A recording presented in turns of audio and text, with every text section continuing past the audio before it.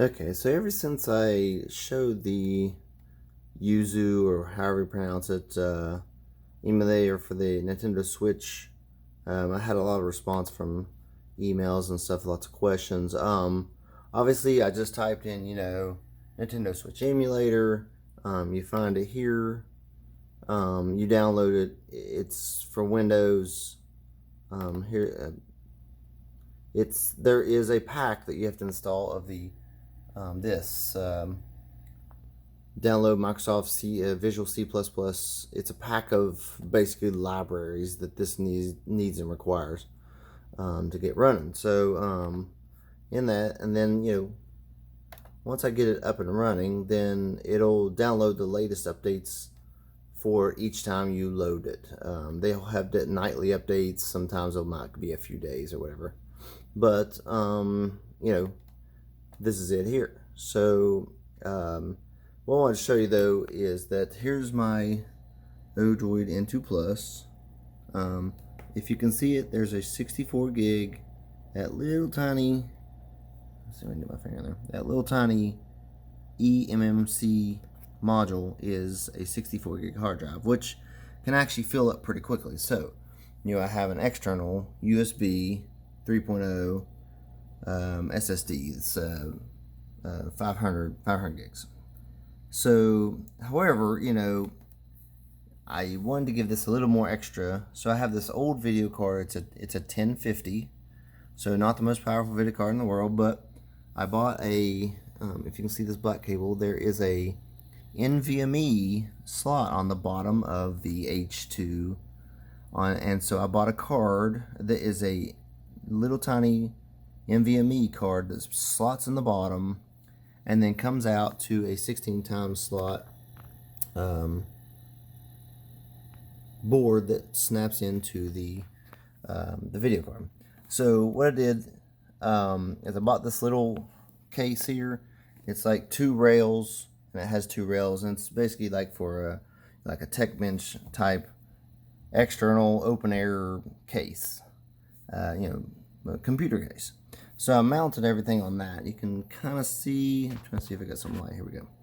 You can kind of see that there's these metal things, and then they have some sockets that allow me to screw it into the metal and hold on to it. So the other thing is that the video card needs a little extra power that the N2 cannot provide. There's this old Dell tiny, it's like 250 watt maybe, small, that was I got for free. There are lots of Dells, if you work in the tech world, that people replace or they die, but the power supply is fine, just maybe the motherboard hour. So this is free. And I don't know if you can see, but I've got a piece of wire that connects the two pins in here, so when you plug it in, it automatically comes on, stays powered on. The only thing that this power supply is running is the fan that's on top, because I bought this specific fan, so it's a quiet fan. It's very, very quiet, and it's a little different. It's also bigger than the 92 millimeter that is for the H2 specifically, so it's a little bigger, but it blows or sucks air from the whole board, so it keeps it cooler.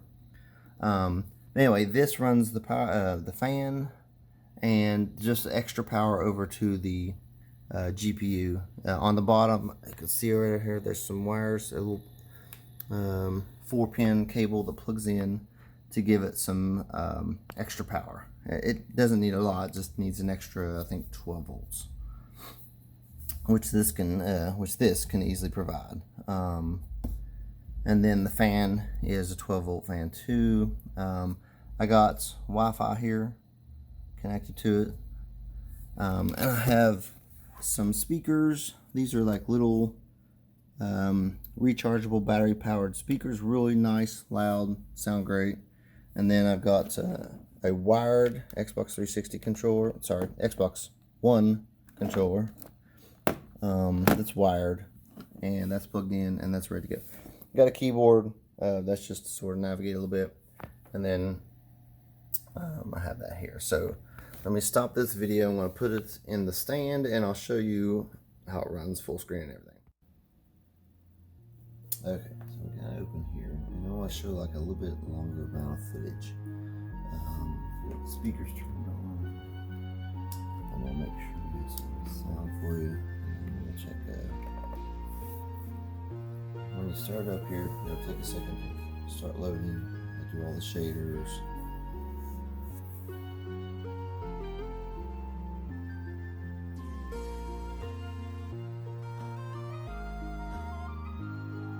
This is key to really loading it. It loads all the shaders into, to RAM, to the GPU, and just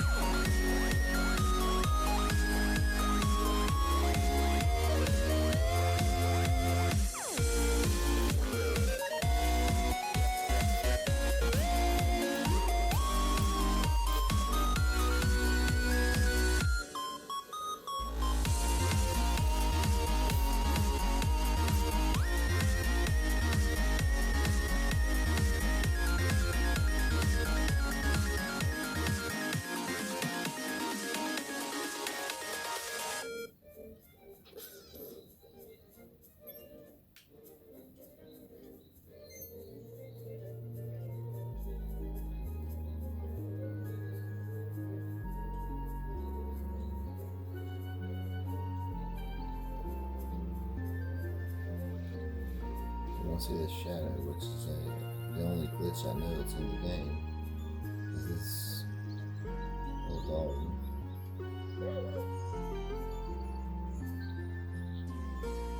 That's the only one I've seen in the whole game that I know of.